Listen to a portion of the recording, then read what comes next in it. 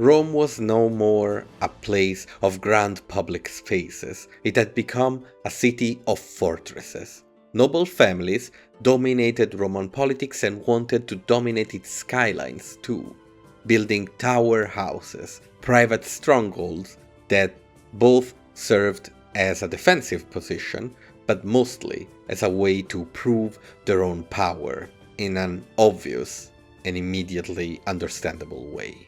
The Vatican itself was transforming this way. The Leonine walls, originally built by Pope Leo IV in the 9th century, surrounded the Basilica of St. Peter, making it a fortress within the city, or on the side of the city, if you will, since it was still surrounded by green fields. Right in front of this fortress was another one, far more defensible, Castel Sant'Angelo, the former mausoleum of Hadrian, which had been repurposed as a defensive stronghold. Rome was no longer open, an imperial capital of the past. It is a city divided, where every major power maintains its own fortified stronghold. And yet, even divided, unstable, and dangerous, Rome remained one of the greatest pilgrimage sites in Christendom.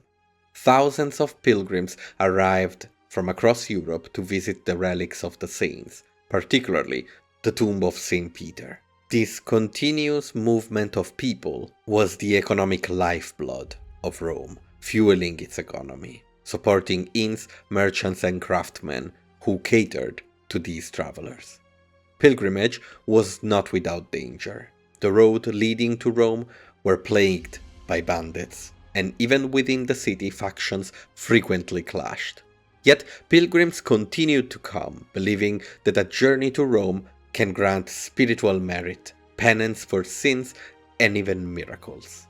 Now, going back briefly to the towers we talked about, some were as high as 50 meters and dotted the landscape.